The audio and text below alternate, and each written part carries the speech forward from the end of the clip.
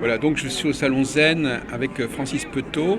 Vous étiez donc en train de m'expliquer un peu votre Je parcours. suis donc thérapeute depuis de nombreuses années et enseignant dans différents types de thérapie. Sur la question que vous m'avez posée tout à l'heure, à savoir si ce que je pensais des diverses thérapies, éventuellement donc des grilles de lecture du type énéagramme et compagnie. Oui. En tant que thérapeute, ce qui est important, c'est d'avoir un ensemble d'outils, un bagage suffisant pour essayer d'aller comprendre qu'est-ce qui se passe dans la psyché de l'autre, quels sont ses blocages et comment on peut aider à résoudre ces problématiques. Dans les problématiques qu'on va rencontrer, on peut très bien utiliser une thérapie, une méthode, de la PNL par exemple pour tout ce qui est trouver un petit peu quelle est la carte du monde, comment fonctionne son interlocuteur. Maintenant, ce qui peut manquer de temps en temps, c'est qu'un questionnement PNListe va être quelque chose qui va être beaucoup plus de l'ordre plus technique. Certaines réactions, par exemple comme avec l'énéagramme, va permettre de pouvoir comprendre quels sont les mécanismes qui sont en jeu suivant les bases, suivant les orientations. Ça vous permet de décrypter certaines choses. Décrypter certaines choses. Alors, dans un cadre purement thérapeutique, le but n'est pas de l'enfermement. Richard Bandler dans la PNL explique qu'il n'y a rien de pire qu'un vieux thérapeute, puisqu'un vieux thérapeute, avant même que la personne rentre en cabinet, avant de comprendre qui il est, à savoir qui il est, il l'enferme déjà dans « oh, lui, il vient pour une dépression, il vient parce qu'il a Ah oui, ceci, d'accord. cela, Ah oui, cela. d'accord. Oui. Donc sa vision est beaucoup plus restreinte.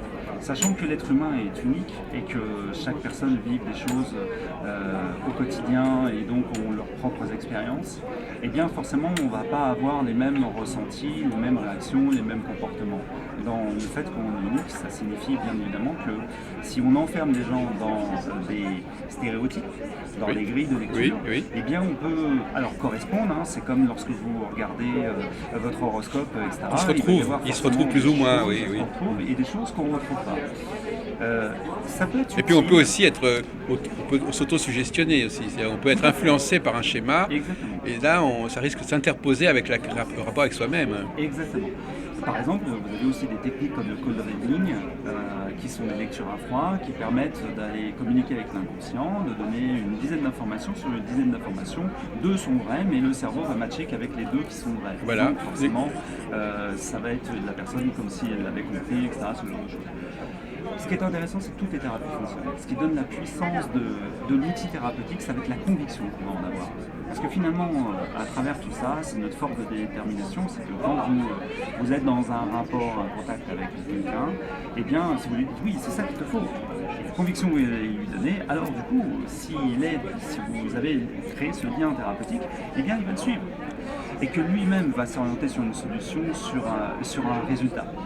Quand vous êtes bloqué à un moment donné dans un questionnement thérapeutique ou autre, ne serait-ce que dans la communication de manière globale, et que vous avez d'autres grilles de lecture, eh bien rien ne vous empêche de temps en temps, comme si vous lanciez des perches. Par exemple avec l'énéagramme, c'est-à-dire, et quand vous êtes en conflit ou quand vous êtes... On appelle ça la valeur heuristique. C'est-à-dire Voilà. que ça donne des idées, des pistes. Exactement. Ça peut relancer quelque Ce chose. qui va être intéressant, ça va être à ce moment-là le retour. Oui.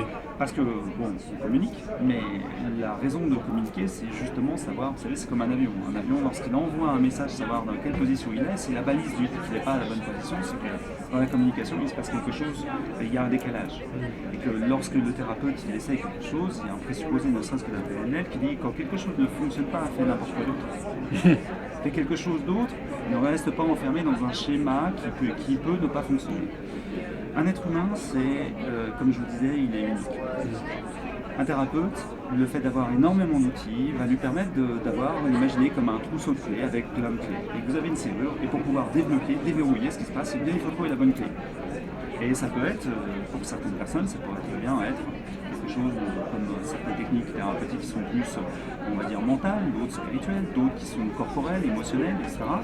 Et toutes peuvent fonctionner. Comme vous l'avez expliqué, le client n'est pas obligé d'être au courant de ce bagage. Le plus important. Vous n'allez pas mettre sur votre truc, on fait ceci, cela. Non. C'est le but qui est. D'ailleurs, si vous avez regardé sur ma carte de visite, il y a marqué thérapeute. Voilà. Si je commence à lister toutes Voilà. les thérapies, je me suis formé depuis de nombreuses années, c'est plus une carte, c'est un listing. Oui, mais en plus, il ne faudrait pas que la personne vienne vous voir parce que justement il y a telle technique qui l'intéresse. Oui. Alors, justement, c'est là où il y a certaines dérives aujourd'hui, c'est qu'il y a des personnes qui vont voir des hypnothérapeutes. Par exemple, je suis hypnothérapeute moi-même. Je viens voir un hypnothérapeute pour l'arrêt du tabac. Ok. Mais des fois, c'est pas l'hypnose qui va résoudre la Oui, oui, voilà. Et donc, en fait, c'est comme si vous alliez voir un garagiste, utiliser votre clé de 12 parce que c'est la clé de 12 qui va fonctionner pour réparer votre voiture. Oui, vous n'avez pas lui apprendre son si métier. Vous allez voir un thérapeute, c'est pas en plus au sujet au client, au patient, suivant votre orientation, de dire ben voilà ce que vous devez utiliser. Donc on va avoir un thérapeute. Alors là, effectivement, c'est une expression générale. Exactement. Hein? Et que lui, il a un bagage suffisant avec énormément d'outils qui vont lui permettre de voir, ok, j'ai testé ceci, ou j'oriente par rapport au travail d'anamnèse, de tout ce qu'il a compris dans le dialogue, dans la conversation, dans le rapport qui s'est installé. Il y a un paradoxe là, parce qu'effectivement, le client, lui, il vous perçoit pas dans votre individualité dans un premier temps. Non, mais à ce moment-là, si vous voulez, c'est l'abnégation de soi. Ce qui est très important, et quand je forme, effectivement, lorsque je parle en formation, je dis non, c'est pas la projection de votre personnalité, parce que dans ce cas-là, vous êtes dans votre carte de monde avec vos croyances, avec vos valeurs. Voilà, c'est ça. Mais comment peut-on aider quelqu'un quand on est dans ses propres... Donc il y a vraiment une sorte d'asymétrie à ce niveau-là. C'est-à-dire que ce qui est recherché chez le client, le patient, c'est qu'on appréhende son individualité. Oui. Et en revanche, le praticien, lui, il doit dépasser cette dimension pour lui-même. Parce que quand il vient vous voir, il vient vous voir avec les blocages. Si vous êtes en train de rester sur le même niveau, même vibration que lui, eh bien vous allez répondre d'un blocage à un blocage. Oui. Donc vous ne risquez pas de il faut forcément sortir. Donc il y a une asymétrie, oui. Un peu comme prendre du recul, c'est ce qui arrive par exemple lorsque vous êtes entre amis, et lorsque vous êtes entre deux amis, si vous êtes extérieur à un problème, vous êtes plus à même de pouvoir donner des conseils, orienter sur des choses qui peuvent apporter des solutions. Quand vous êtes plongé, immergé dans la problématique, à ce moment-là, vous êtes bien souvent sur le même niveau de blocage que le problème est arrivé. Alors donc si vous voulez, sur cette insistance par exemple, si on prend, enfin, je vais peut-être changer de sujet, mais dans nos relations aux autres, parfois, on les perçoit justement au niveau d'archétype, c'est-à-dire on les perçoit même pas, on s'intéresse pas on pense à ce qu'ils représentent, mais pas forcément à ce qu'ils sont. Dans le rapport amoureux, par exemple, l'amour ne sait pas, c'est une forme de représentation, d'imaginaire, d'archétype, d'idéal, et ça fait partie de notre vie aussi. Alors, de capter l'autre dans ce qu'il a comme ça d'universel et non pas dans ce qu'il a d'individuel. Alors, à ce moment-là, ce qui est très important, c'est d'aller définir dans un premier temps qu'est-ce que lui il appelle l'amour. Qu'est-ce que lui définit par ça? C'est quoi pour vous l'amour? Parce que ce sont quand même des valeurs. Et c'est comme si vous regardez, par exemple, si vous interrogez tout un tas de personnes sur tout ce qui est la liberté, chacun va la définir à sa propre manière. Et que l'amour, c'est pareil. Et dans ces valeurs-là, forcément, chacun va avoir une motivation différente. Parce que chacun va avoir une représentation de l'amour qui est différente. Pour certains, l'amour, c'est simplement avoir peut-être l'œil qui pétille et qui regarde l'autre et qui définit cet amour. Pour d'autres, ça va être autre chose. C'est important à ce moment-là d'aller vraiment rechercher pour l'individu même que vous avez en face, dans sa représentation, qu'est-ce que c'est? Oui, mais on pourrait vous répondre, vous objecter, Francis Petot, que une chose est ce que la personne pense qu'elle est en train de faire, une autre chose ce qu'elle fait réellement. Alors peut-être que elle a peut-être une façon à elle personnelle de faire les choses, mais peut-être que fondamentalement le processus est le même. Oui, alors il y a bien une différence. C'est pour ça que la PNL s'intéresse à ce qu'on appelle congruence et incongruence. Ah, voilà. Donc justement, dans l'incongruence, c'est une personne qui va exprimer ce qu'il ressent, qui va le montrer avec une réactivité comme je suis en train de vous montrer, c'est-à-dire qu'il va porter ses valeurs, il va porter ses mots, et puis vous avez des personnes qui vont dire « je suis super heureux d'être ici ». Et qui vont montrer entre un discours, un décalage entre ce qu'il fait et ce qu'il dit. Oui. Et que le travail du thérapeute, le premier, c'est d'aller rechercher à travers les mots MOS, les mots MAUX. Et donc, c'est parce que justement, il va y avoir un écart qu'il va falloir aller creuser. Qu'est-ce qu'il y a de plus important derrière? Qu'est-ce qui est de plus profond qu'il ne dit pas? Oui. Vous savez, bien souvent, quand une personne vient vous voir pour du coaching ou de la thérapie, il vient vous voir déjà, il s'est préparé sur un discours. Et c'est ce qu'il va vous dire. Donc ça signifie que vous, si vous écoutez ce qu'il va vous dire, c'est comme si vous allez au cinéma que vous écoutez une histoire. Oui. Ce qui est important, c'est d'aller au-delà de l'histoire. C'est d'aller rechercher en profondeur, à travers les mouvements du corps, s'il y a une cohérence entre ce que sa psyché lui dit, entre les mots qui sortent, Ah oui. et ce que son corps va exprimer. Ah d'accord, oui. Et c'est pour ça bien souvent que beaucoup de gens se retrouvent avec de l'eczéma, avec par exemple des problèmes de poids. Et quand vous écoutez les mots MOTS, vous allez découvrir qu'effectivement les personnes vous disent mais j'en ai plein de dos de mon travail. Et ça arrive avec un dos qui est plutôt voûté, des douleurs comme par hasard dans le dos, des dos qui disent mais... Alors là, par exemple, là, vous êtes dans un institut de formation. Là, on est en train de parler plutôt de la consultation, mais il y a aussi cette question de la formation. Alors, comment forme-t-on les... Donc, c'est comme, moi je dis toujours, c'est comme au restaurant. C'est pas la même chose d'aller manger au restaurant et d'apprendre à être cuisiné. C'est vrai. Alors, il y a bien évidemment plusieurs choses. Mon but est vraiment de former soit des coachs, soit des thérapeutes, en tout cas des personnes suivant l'orientation.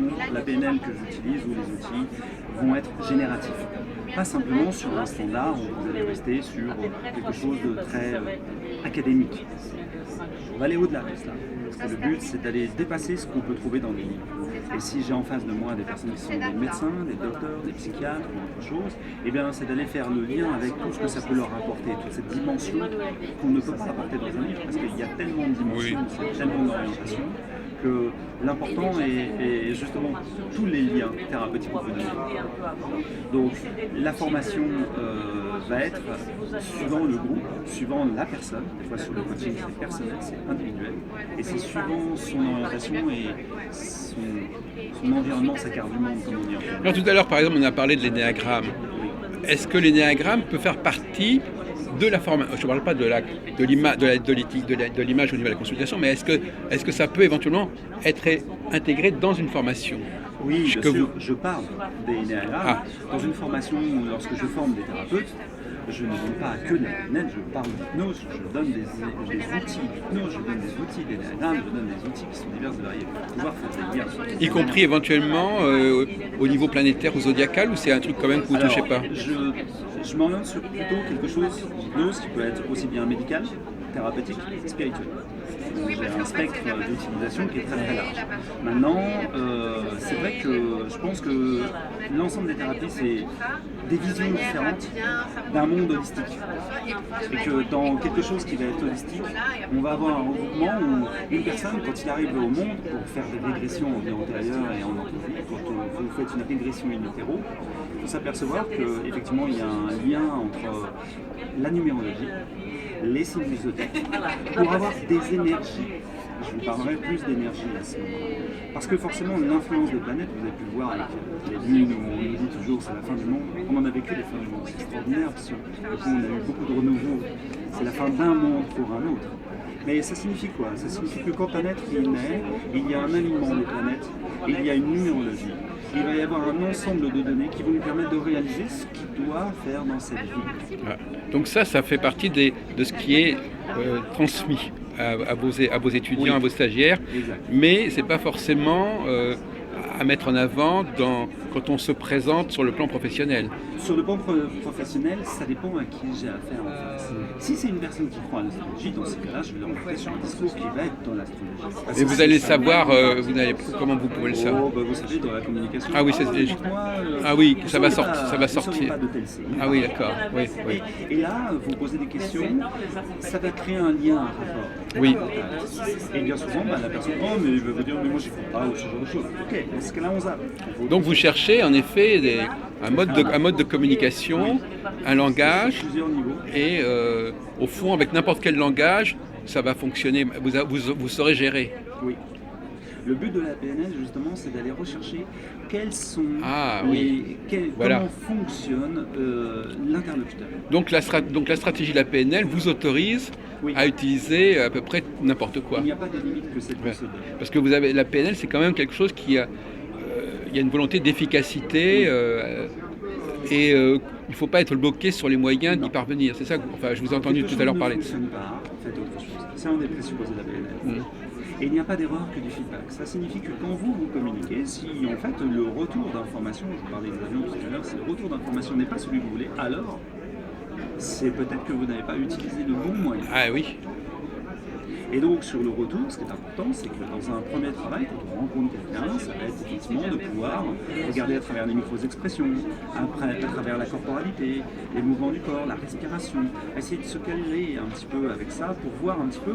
Parce que ce qui m'intéresse à ce moment-là, c'est apprends-moi à être comme toi. Si je devais être comme toi, qu'est-ce que je ressentirais dans tous les sens qu'on a? Les sens donnent l'essence de soi-même. À travers tous nos sens, qu'est-ce que je me dirais, qu'est-ce que je verrais, qu'est-ce que je ressentirais si je devais vivre cette situation. Et en apprenant... C'est de l'empathie, hein, pardon. L'empathie, bien sûr. Et sur cette forme d'empathie, ça va me permettre de pouvoir découvrir, ok, maintenant je vois son mécanisme de fonctionnement. Et en découvrant son mécanisme de fonctionnement, on va essayer un petit peu comme le frein d'ostéopathe, de remettre son structure. Eh oui. Et en remettant la structure, et c'est comment maintenant pour toi, comment tu vas pouvoir évoluer de cette manière-là, et vérifier avec ce qu'on appelle l'écologie, donc vérifier si finalement en résolvant ce problème-là, ça n'a pas plus de problème au début, et puis c'est surtout aussi que l'efficacité du travail qui a été fait. En fait, c'est comme si vous faisiez un circuit de Formule 1, puis vous faites des réglages au fur et à mesure. Donc c'est ça, alors donc il s'agit de retrouver un peu... Enfin, vous avez employé une expression qui, je la trouve intéressante, mais qui est un petit peu troublante.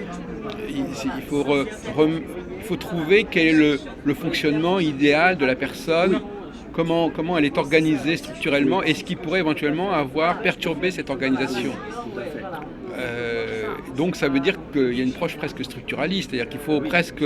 Donc finalement cette structure elle se constitue comment, elle apparaît comment chez l'un. Comment est-ce qu'il c'est lui-même qui s'est structuré ou il est... En fait, il faut savoir que la PNL s'intéresse à la structure, pas au langage de surface. Ce langage de surface, il y a tout ce que les blocages ont mis en place. Avec toutes les choses que le sujet, client ou patient, vous le mettez de la manière dont vous voulez, suivant votre orientation, avec tout ce que lui va vous dire, eh bien, il y a aussi tout ce qu'il ne vous dit pas. Par contre, en revanche, quand vous allez rechercher tous les mécanismes qui sont en jeu dans le cerveau, dans la neurologie, comment il a fait pour se programmer, comment il fait pour réussir et comment il fait pour se mettre en échec, comment il fait pour que ça ne fonctionne pas. Et que du coup, si ça ne fonctionne pas, on va aller rechercher, décrypter, rentrer dans la crypte, pour aller rechercher à l'intérieur, finalement, quelle est la racine du problème. Donc un individu, c'est quelqu'un qui s'est créé comme ça. Enfin, c'est une forme de créativité individuelle. On le devient. Ah oui, voilà, c'est ça. C'est-à-dire qu'on se programme. Il n'y a que très peu de choses. Quand on est plutôt un état pur. Ah oui. On n'est pas pollué par la vie. Oui, voilà. Par des fois les parents, par des fois notre environnement. On a tous nos sens qui sont en essence, en effervescence d'ailleurs, et sur lesquels on va pouvoir découvrir la vie. Et en découvrant la vie, c'est la vie qui va nous emmener nos premiers murs, nos premières claques, nos premières réussites et nos premiers points d'amélioration. Mais bien souvent, il peut arriver des événements où le cerveau, quand il enregistre par exemple, ce que moi j'appelle un trauma, donc un traumatisme c'est quoi? C'est un événement que le cerveau n'a pas su digérer. Donc il y a quand même des gens qui préfèrent, c'est pour ça qu'ils vont souvent par exemple vers la numérologie ou l'astrologie, qui préfèrent se convaincre que cette structure elle est préexistante. Alors, parce que c'est leur orientation, parce que c'est dans peut-être leurs énergies, leurs vibrations, parce que c'est peut-être de la manière dont eux, la porte d'entrée est dessus. Quand un client vient vous voir, dans ce qu'il vous livre, il vous livre une bonne partie déjà de la réponse, mais il ne voit pas. Et si lui il croit par exemple au vie antérieure, je n'ai pas besoin d'y croire. Non. J'ai besoin de l'emmener là-bas en lui disant ça problématique. Il ne faut pas tomber dans ce qu'on appelle le contre-transfert. Il faut gérer, mais il ne faut pas croire qu'on doit partager la croyance de son client. C'est sa croyance. Moi, à ce moment-là, c'est pour ça que c'est l'abnégation, c'est je ne suis rien. Je suis là pour accompagner l'autre. Ce qu'il croit, c'est à lui. Si à un moment donné, il me parle de démonologie et qu'il croit qu'il a le démon à l'intérieur de lui, alors tu es le démon. C'est un peu comme un psychiatre qui entrerait dans les fantasmes de son client. Mais bien sûr. S'il se prend pour Napoléon, il faut lui dire comme s'il était Napoléon. Bien sûr. Et que sur lequel, en fait, si vous avez un schizophrène en face de vous, vous n'allez pas lui dire ce qu'il pense ou ce qu'il voit, ce qu'il entend, ça n'existe pas. Vous allez dans la rupture du rapport, du contact. Vous avez travaillé sur ces fantasmes à la limite. Exactement. Et après, évidemment, une fois qu'on rentre dans ce système-là, on va l'accompagner pour changer. Pour en sortir. Oui. breaching, oui. Exactement. C'est comme quand quelqu'un vient vous voir, il est super énervé. Vous pouvez rester dans le calme, dans le collègue, et dire ouais, mais tu m'énerves encore. Et du coup, ça va énerver encore plus. Oui, la oui, situation. Ou alors, vous pouvez être sur des vibrations qui sont plus, et doucement le raccourcir Voilà. vers quelque chose qui est beaucoup plus. Il faut être mettre en phase un peu avec. Exactement. C'est se mettre en accord. Alors, donc finalement, il y a une question qui est un petit peu tabou aujourd'hui, c'est est-ce qu'il y a une différence entre les hommes et les femmes, fondamentalement, ou est-ce que alors est-ce que c'est une clé, est-ce qu'au bout du compte, malgré tout, il y a des déterminismes qui sont indépassables, enfin, etc., etc. Non. On a tous, je travaille sur des thérapies de mouvements oculaires, etc. On a tous une part d'homme et une part de femme à l'intérieur de nous.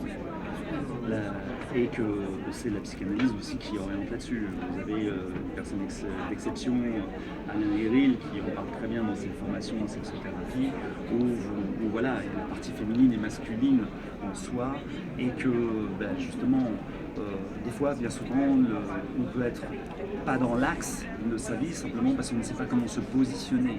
On n'assume pas pleinement qui on est dans sa propre sexualité. Et dans sa sexualité, à ce moment-là, justement, parce qu'on parlait d'hommes et de femmes, eh bien, il y a des hommes qui ne s'assument pas pleinement en tant qu'hommes, et pourtant qui n'ont qu'une orientation qui serait soit hétéro, soit homosexuel, etc. Et il y a des femmes qui ne s'assument pas en tant que femmes. Et c'est d'aller rechercher finalement en définitive qu'est-ce qui manque dans cette structure. Vous savez, l'univers est dans un équilibre, le Tao vous l'explique, où beaucoup de choses vous expliquent que ce qui est en bas, le monde hermétique, tout un tas de notions qui vous expliquent qu'il y a un équilibre. Mais l'être humain, quand il vient vous voir, c'est parce que quelque part, il essaye de compenser un déséquilibre. Et dans ce déséquilibre, eh bien, il va être de plein de... je dirais, on s'exprime. Utiliser sa sexualité pour exprimer ce qu'on ressent, ce qu'on vit, ses émotions, sa masculinité, son positionnement, son être en fait. Mais on pourrait imaginer que quand on revient à ce qu'on disait, le bagage qu'on fournit aux stagiaires, on leur donne quelques clés concernant les problématiques des deux genres. Parce que ça va quand même peser. On va, par exemple, ne serait-ce que le temps, la ménopause, c'est, dire les femmes, j'en parlais tout à l'heure avec des dames, et je disais, à un moment donné, pour une femme, les choses se passent au passé. Il y a des choses, non mais je veux dire qu'il y a des choses, des enfants, ils ont été faits, le rapport amoureux, Maintenant, dites-vous aussi une chose, c'est qu'en tant que sexothérapeute, je vous dirais que c'est le moment le plus intéressant pour la jouissance. Oui. Parce que c'est le moment où elle sort de sa croyance où, oh là, je vais avoir une sexualité et je risque de tomber enceinte. Oui. Et que là, du coup, elle peut s'apercevoir, mais je peux avoir des orgasmes, ça, elle peut se détacher de ça.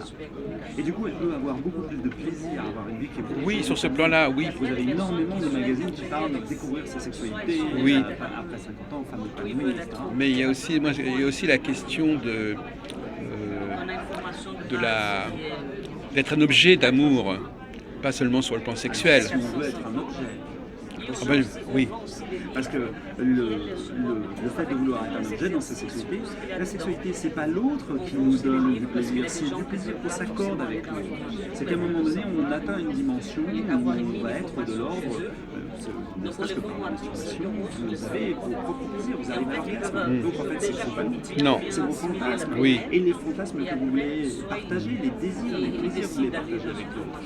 Et donc ça signifie que c'est pas l'autre qui vous donne le plaisir, c'est vous qui vous êtes. Non, mais je me suis mal fait comprendre. Je ne parle pas de sexualité, je parle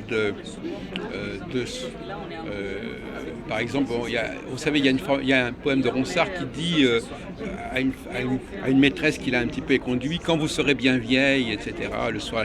Donc en fin de compte, les femmes savent très bien que c'est dans leur jeunesse qu'elles sont véritablement désirées et qu'elles font l'objet de déclarations, de poèmes. Vous avez des belles femmes.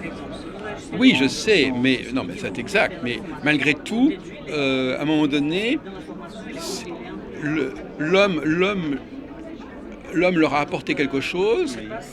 Ça peut être un moment très très court. Par exemple, une femme qui est enceinte, c'est une relation qui a pu durer quelques jours. Oui, c'est vrai. Et ou quelques secondes. Donc la temporalité n'est pas la même. De même que, par exemple, une femme peut avoir été fortement désiré à un moment donné, et puis ne pas Ne plus continuer, l'être. et ne plus être avec cette personne. Oui.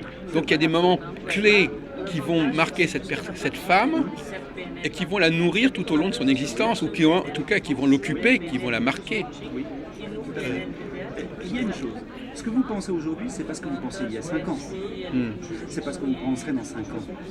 Ça signifie qu'à un moment donné, vous pouvez croiser des gens dans votre vie pour quelques instants, Oui. quelques semaines, Voilà. mois, années, Oui. etc. Maintenant, c'est ce que la vie nous apporte le plaisir de pouvoir vivre. Après, on peut regarder, vous savez, il ne peut pas y avoir de lumière sans ombre. Si on veut regarder les choses négatives Oui, oui. qui nous arrivent, si on veut regarder quelque chose Par exemple, on peut dire que les animaux, même si à la fin ils ferment à l'abattoir, ils auront quand même vécu. ils ont vécu. Ils ne se seront pas posé des questions à ce qui va se passer demain. C'est important de leur donner la possibilité de vivre, même si ça a un prix à la fin. Vivre, c'est l'instant présent. Oui. Pour être aligné, il faut vivre au présent. Et pour vivre au présent, ça signifie ne pas être orienté dans le passé, parce qu'on vit dans la dépression, dans le stress. Il ne faut pas être orienté dans le futur, qui est vivre dans l'angoisse, tout ce qui peut éventuellement se passer. Être à l'instant T, c'est vivre, être dans les plaisirs de la vie au moment où elle arrive. Le Graal est en nous, il n'est pas à l'extérieur. Il y en a qui cherchaient pendant longtemps à l'extérieur ce qui était en soi. Et là, toute la philosophie chinoise amène sur la réflexion de profiter de cet instant présent.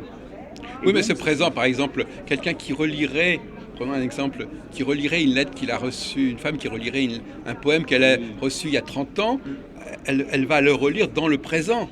Ça va lui apporter quelque chose aujourd'hui. Parce qu'il y a ce qu'on appelle, c'est Pavlov qui l'a redécouvert, c'est d'autres personnes qui l'avaient découvert avec lui, ce qu'on appelle des ancrages.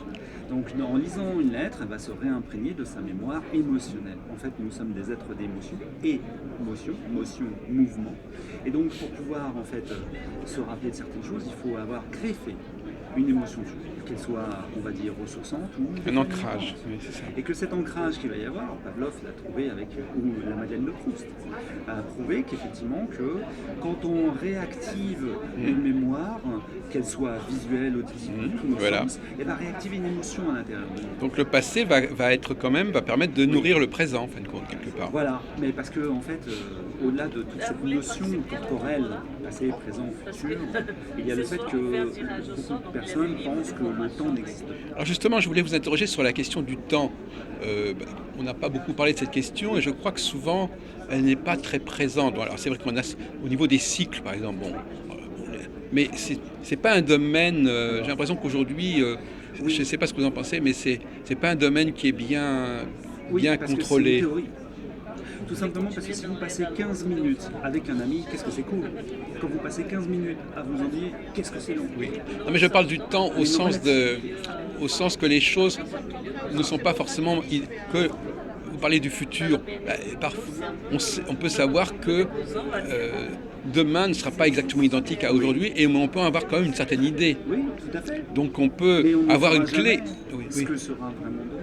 Non, mais on peut savoir qu'on ne sera pas tout à fait la même personne, ou on n'a peut-être pas les mêmes énergies, mais on peut peut-être le savoir. On peut dire, je suppose que, mais on peut aussi avoir des idées un peu plus claires sur ce sujet. Alors regardez, quand vous vous levez le matin, vous pouvez très bien vous lever et puis vous sentir pas bien. Et puis au cours de journée, est-ce que ça émotion ? Oui. Vous allez avoir tout un tas d'émotions qui vont fluctuer durant la journée. Bien sûr. C'est l'émotion de la vie, c'est comme ça. Là, c'est comme découvrir qu'on a des battements du cœur. Oui. Et que dans ce qui va se passer, il va y avoir des moments où dans votre journée, vous pouvez être très occupé ou vous oublier ou autre chose, etc. C'est notre perception du monde qui va nous donner ça. Maintenant, cette notion du temps, quand vous faites par exemple de la méditation, quand vous faites de l'hypnose, c'est la première chose que vous perdez, c'est la notion du temps. Oui. Ça signifie qu'elle est propre à ses propres matières, elle est propre aux émotions qu'on vit, aux traumas qu'on vit, aux phobies qu'on vit, etc. Aux expériences sensorielles qu'on va vivre. Si on sort de ce domaine-là, le temps n'a plus la même importance et complètement dilaté. D'accord. Ça signifie qu'elle est propre aussi, beaucoup de personnes pensent qu'elle est propre à cette gravité terrestre. Beaucoup de livres ou de choses parlent du fait que dans d'autres gravités, eh bien, l'espace-temps n'est pas le même, les dimensions ne sont pas les mêmes, et une minute passée sur Terre pourrait être bon, oui. Donc, il y a des notions de temporalité qui sont propres à tout à chacun. Et si vous décidez à ce moment-là de vivre dans votre présent, il n'y a plus besoin de savoir ce qui va se passer. D'accord. Vous savez, on parle en PNL que vous avez des personnes qui vivent dans le temps. Et quand ils vivent dans le temps, ils vivent des expériences en semaine. Alors, vous en avez beaucoup qui font du carnaval, autre chose, ils ont une vie qui est trépidante parce qu'ils s'imprègnent de la vie et ils vivent pleinement ce qui se passe dans la journée. Et puis en Europe, en Occident, surtout, on aime bien être en dehors du temps. En fait, ça nous permet de planifier ce qui va se passer dans le temps. Donc ça nous permet de programmer, si je dois arriver par exemple à 10h dans le salon, et bien il faut que j'y arrive vite pour être fini d'être prêt à 9. J'ai 1 heure de trajet et à 10h je suis là. Ok, maintenant le fait d'être un petit peu dissocié de ce temps-là fait que eh bien, vous partez en vacances et puis quand vous revenez de vacances, au bout de quelques jours, vous dites j'ai l'impression que eh bien, qu'est-ce que c'était vraiment derrière déjà les vacances? Oui, parce que vous n'avez pas vécu pleinement les choses. Par contre, si vous vous associez à l'événement que vous vivez à l'instant présent, eh bien, vous allez être chargé d'émotions. Et au bout de 2-3 jours de vacances, vous allez percevoir, j'ai l'impression que ça fait 3 semaines que je suis. Et cette notion de là est, suivant si son champ de conscience est orienté sur ce qu'on va vivre, ou plutôt la projection de ce qu'on doit faire. Vous voyez ce que je veux dire? Mais le problème, si vous voulez, c'est que comment nous percevons les gens autour de nous. On n'a pas forcément le temps de les étudier un par un. On est obligé d'avoir des clés, des schémas, des pistes. La PNL explique qu'on a ce qu'on appelle, on fait tout ce qui est omission, généralisation et distorsion. C'est-à-dire que pour que notre cerveau puisse enregistrer certaines données, il faut savoir que consciemment, on est à peu près conscient de 7 à 9 informations simultanées. Vous êtes conscient de la luminosité, de la température, du temps de voix que j'utilise. Vous n'êtes pas conscient du poids de votre corps sur cette chaise, vous n'êtes pas conscient de vos chaussettes, des habits que vous avez ou le poids des habits. Jusqu'au moment où je vous en parle, parce que là, du coup, vous y réfléchissez. Mais quelques secondes auparavant, non. Ça nous soulage, ça nous évite d'avoir à y penser. À surcharger notre esprit. Et donc, ça signifie qu'on va dresser très rapidement des stéréotypes. Oui. Et notre cerveau dit reptilien, je regarde les guillemets, lui, le premier réflexe, ça va être attention, est-ce que c'est quelque chose qui est familier ou danger? Oui. Donc, ça va être quelque chose qui va nous faire référence. Est-ce que je connais, est-ce que je suis en sécurité ou est-ce qu'il faut que je fasse attention aux préservations d'espèces? Vous connaissez un petit peu toutes les théories justement sur le cerveau. Même d'ailleurs, à la limite, même par exemple, quelqu'un qui ne parle pas notre langue, la seule chose qu'il retienne, c'est si on lui parle de façon hostile ou aimable. Quelle que soit la langue, il comprendra ça, il saura décrypter et il ne va pas faire attention à ce que vous lui dites, mais il sait qu'on est en train de l'agresser ou on est en train de le séduire. Ici au Salon Zen, vous pouvez vous apercevoir que souvent, on va dire, le niveau vibratoire de certaines personnes, ils n'ont pas besoin de dire un mot. C'est ce qu'ils ressentent. Et ils vont être dans une vibration de ce qu'ils ressentent, ils vont transmettre quelque chose à travers ce qu'ils ressentent. Et simplement dans ça, ils n'ont pas besoin de parler. Vous savez, dans la communication, on exprime que 7%, c'est ce que représente les mots. 93%, c'est la manière dont on l'exprime entre la corporalité et autre chose. C'est pour ça que pendant très longtemps, les films muets fonctionnaient si bien. Oui. C'est parce qu'il n'y avait pas besoin de parler. Non. Mais justement, il m'est arrivé une aventure tout à l'heure, à l'instant. Je suis allé voir une personne, là, je lui ai dit, est-ce que je peux avoir un entretien avec vous? Alors il me dit, attendez, il faut que je vous pose des questions pour savoir qu'est-ce que vous faites, pourquoi vous le faites, quels sont les gens avec qui vous travaillez, et puis je vais peut-être réfléchir, et puis peut-être je vais interroger le Yiking pour savoir. Et des gens, c'était très laborieux, alors finalement on a reporté. Il était incapable de savoir si ça valait la peine d'être avec moi, de parler avec moi. Il fallait qu'il rentre dans des tas d'enquêtes pour savoir à qui il avait vraiment affaire. Et je lui dis, mais alors vous allez passer combien de temps? Vous allez passer des heures sur ma télévision pour savoir si c'est vraiment là où vous devez être. C'était un peu épuisant. Après, si vous voulez, ça dépend de beaucoup de choses. Si vous êtes un enseignant qui est dans la transmission, c'est trans et une mission. Aller au-delà et de transmettre un petit peu comme pouvoir échanger, ou alors si vous avez assez de confiance en vous, est-ce que vous maîtrisez assez votre domaine pour pouvoir en communiquer. Se sentir libre, c'est déjà être libre dans sa tête. Non, mais c'est aussi savoir à qui on a affaire, avec qui on parle, qu'est-ce qu'on peut attendre de cette personne-là. Oui, c'est ça, voilà. Parce que vous savez, il n'y a peut-être pas forcément besoin. Vous vous êtes présenté en quelques secondes. Oui, voilà, c'est ça. Et à ce moment-là, c'est me dire, ok, si vous faites quelque chose et que c'est dans un sens qui peut être pour communiquer, mieux communiquer. Oui, oui, oui. Alors je suis. Oui. Mais c'est vrai que souvent, justement, les personnes vont buter là-dessus. Ils se disent, je n'arrive pas à porter un jugement sur autrui, j'ai besoin de savoir quel est son thème astral, j'ai besoin de ceci, parce que moi-même, tout seul, j'y arrive pas. C'est une question de confiance en soi. Oui, bien sûr. Et le problème de confiance en soi, c'est un gros problème de société. J'ai énormément de travail en tant que thérapeute dans ce domaine-là. Oui. Et on commence dans une société déjà très jeune, puisque finalement on est dans une société européenne, on va montrer tous les échecs. En montrant tous les échecs, forcément, la première chose qui va se passer, c'est que la personne, elle ne finira par voir que le côté négatif de chaque chose.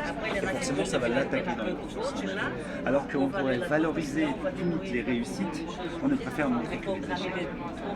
Et que justement, à travers ça, on finit par créer des générations de personnes qui, je suis pas sûr parce que j'ai peur de me faire taper sur les doigts, j'ai peur que ce soit mal vu, que ce soit mal interprété, que ce soit déformé. C'est vrai. Mais après, Il y a aussi le fait de vivre dans une société, par exemple, quelqu'un qui est issu de l'immigration, par exemple, il va peut-être avoir du mal à décrypter les comportements autour de lui, et donc ça va miner sa confiance dans sa capacité de percevoir les autres, puisque les autres, ils n'ont pas les mêmes repères, pas les mêmes codes. Et s'il est sorti de son milieu, il est un petit peu perdu. alors ça dépend. Encore une fois, c'est toujours pareil. Vous avez des personnes, forcément, ils ont besoin de rassurer. Et puis forcément, tout peut être présenté en prétexte à ce que ça ne les rassure pas. Oui. Ça dépend si vous êtes dans une stratégie de réussite ou une stratégie d'échec. Ah d'accord, oui. Et que quelque part, si vous êtes dans le propre dénigrement de vous-même, parce que vous pensez que vous n'êtes pas capable, parce que vous pensez que vous ne méritez pas autre chose, en France, on a besoin de reconnaissance. C'est normal, à force d'avoir dénigré tout un tas de générations, la première chose qu'on veut, c'est au moins se faire reconnaître. Donc on recherche des diplômes. Et puis même avec des diplômes, on s'aperçoit que c'est pas ce qui va nous donner en plus le plus de confiance en soi. Mais par contre, il est clair que vous avez des personnes qui se sentent bien dans leur corps, qui sont bien alignées avec leurs énergies, qui sont droits dans leur botte, comme on pourrait dire, ou d'autres ici diraient qui sont simplement alignés sur ce qu'ils sont, ils sont vraiment en relation avec leur être profond, eh bien, n'ont pas besoin. Ils savent qui ils sont. En fait, c'est eux qui vont les mettre. Vous savez, on part du principe qu'avant de vouloir changer l'autre, il faut déjà savoir se changer soi-même. Mais si vous changez vous-même, les gens, s'ils voient que vous êtes un être bien, heureux, dans votre vie, épanoui, eh bien, forcément, celui qui est juste à côté, alors vous allez avoir ceux qui sont gênés, mais vous allez avoir ceux qui disent je veux.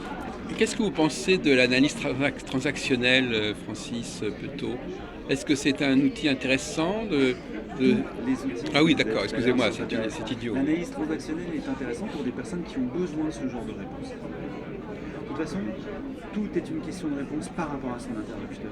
Si vous donnez, vous savez, une femme qui, je dis assez souvent parce que c'est le cas et que c'est une réalité, beaucoup de femmes qui ont été violées ont assez souvent lubrifié. Le fait de lubrifier, mais j'ai peut-être pris du plaisir et je m'en veux. On peut s'en vouloir sur tout un tas de réactions.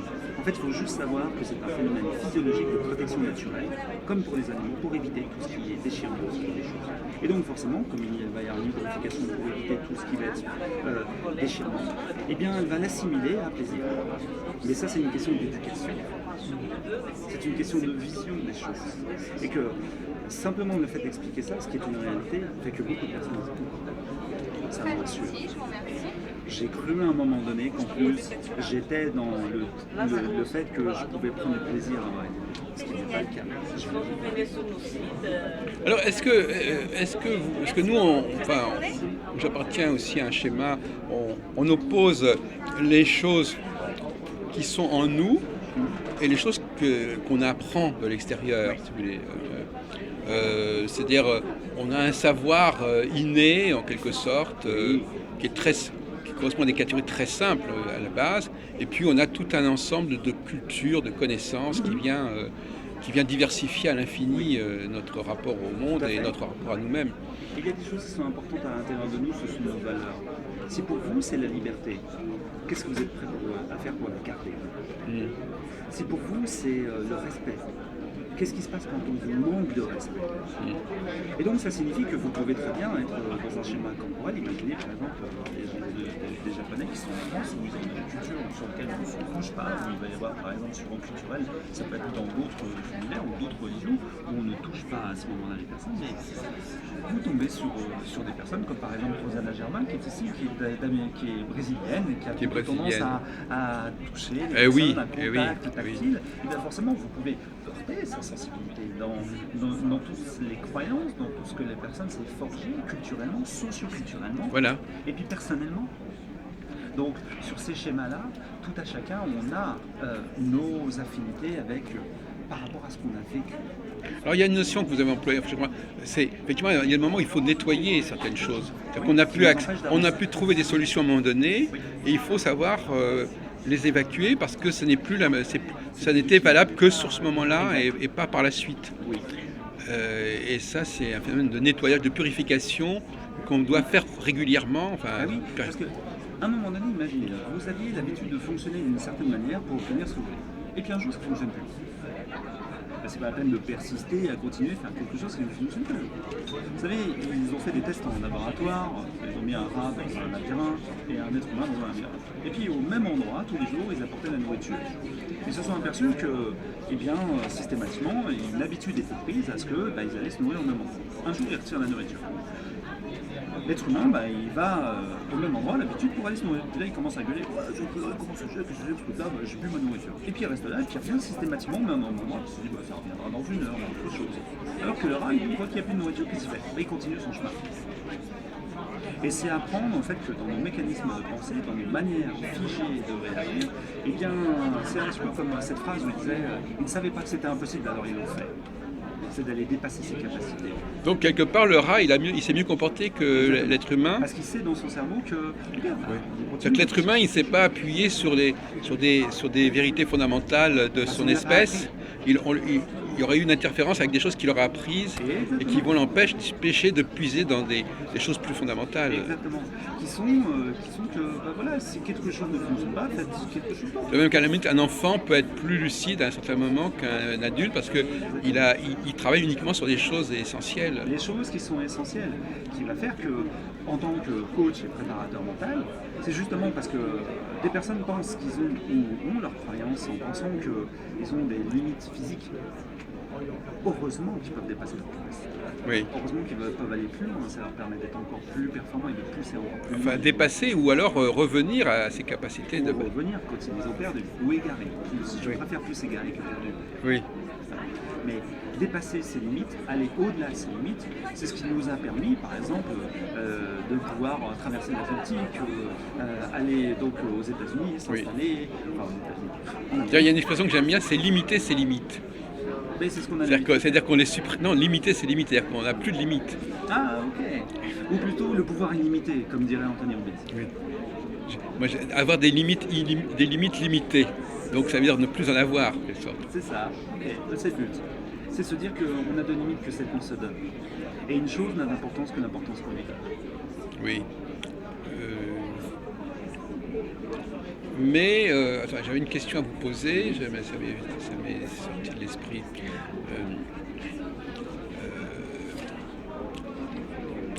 Effectivement, il y a des moments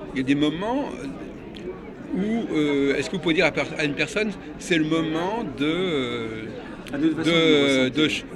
se recentrer ou est-ce que c'est parce que ça, en fait, ce serait ma propre croyance que c'est le moment. Oui. C'est à partir du moment où la personne, ça l'empêche d'avancer, qu'on va aller vérifier si effectivement, si quelque part ce ne serait pas le moment pour elle, pas le moment pour moi. Moi, je n'ai pas de moment pour moi. C'est l'autre qui décide pour lui. C'est-à-dire qu'à un moment donné, c'est de lui donner, c'est de lui dire voilà, mais combien de temps encore pensez-vous que ça va durer?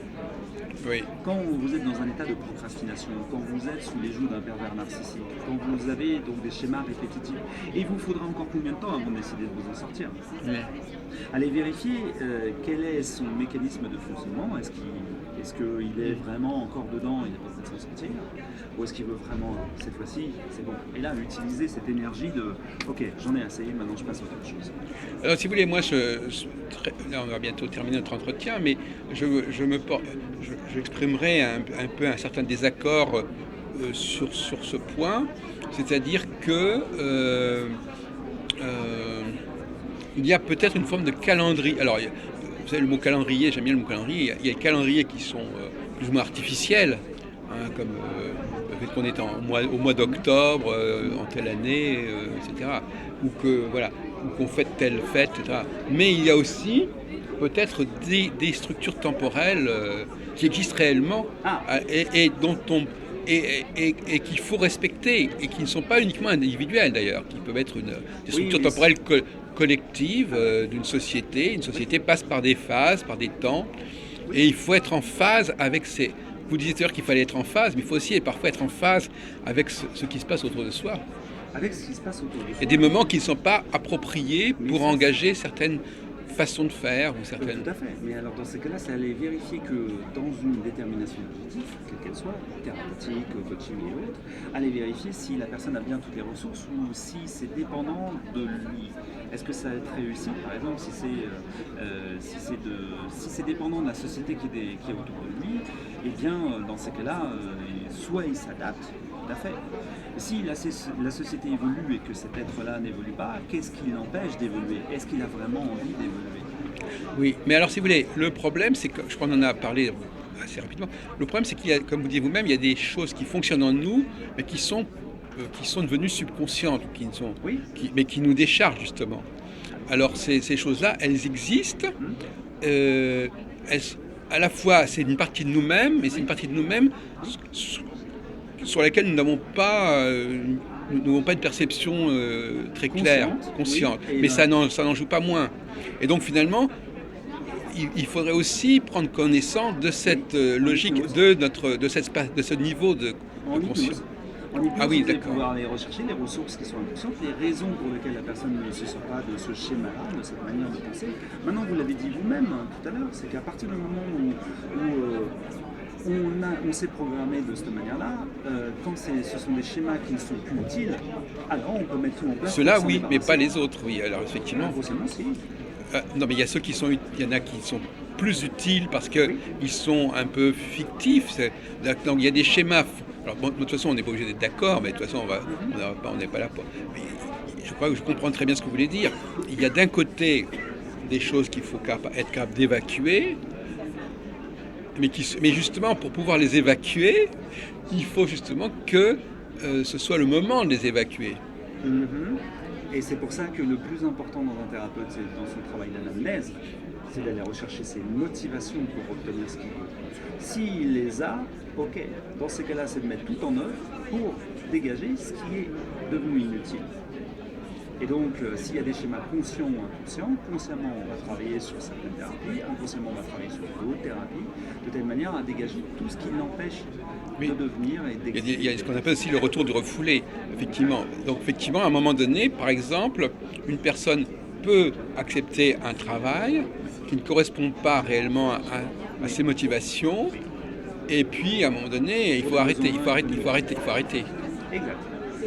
Et de toute façon, dites-vous aussi une chose, c'est que si vous êtes orienté sur l'astrologie, quand c'est le moment, les énergies vous poussent. Oui. Et que beaucoup de gens, des fois, il leur arrive des choses, ils ne savent pas pour quelle raison, mais ça se met en place. De toute façon, ce n'est jamais qu'un problème de décalage, parce que de toute façon, qu'on le sache tôt ou tard, de toute façon, ça aura lieu. La seule chose, c'est que parfois, il vaut mieux le savoir plus. Il vaut mieux ne pas trop s'épuiser. Mais de toute façon, au bout du compte, ça reviendra au même. Exact. La finalité est la même. S'il y a un changement, même si on ne vous a pas dit qu'il y avait ce changement, vous l'allez sentir en vous-même. Mais ça risque d'avoir un certain coût parce que vous aurez tâtonné, vous aurez... C'est quelle figure des personnes qui viennent, par exemple, dans un salon comme celui-ci? Ils viennent parce qu'à un moment donné, ils savent qu'ils sont arrivés à la limite de ce qu'ils ont l'habitude de fonctionner, qu'ils ont besoin de trouver des réponses ailleurs. Et donc ils sont déjà dans un processus de changement. Il faut juste le temps que ça se mette en place. Vous êtes en train de nous dire finalement que le moment où on vient vous voir, ce n'est pas par hasard qu'on vient vous voir à un moment donné. Bien sûr. Est-ce que vous croyez qu'il y a un hasard? Alors justement, puisque vous vous lancez dans cette affaire, cette question de hasard, elle est importante dans votre schéma de pensée? Moi, elle n'est pas importante pour moi. Non, je veux dire que vous croyez, c'est important pour vous de penser qu'il n'y a pas de hasard. C'est une question de synchronicité. Donc c'est ça. Donc là, vous avez une conviction que tout fait sens quelque part. Enfin, Tout fait sens. C'est-à-dire que sur le moment, on ne voit pas forcément quand on a la tête dans le guidon, comme cette expression prononce. Maintenant, quand on prend du recul, on s'aperçoit que des fois, il nous arrive des choses. Au départ, on croyait que c'était pas vraiment extraordinaire, mais finalement, c'était peut-être au final oui. pas si mal et pour nous bien. Écoutez, je vous remercie de cet charmant entretien.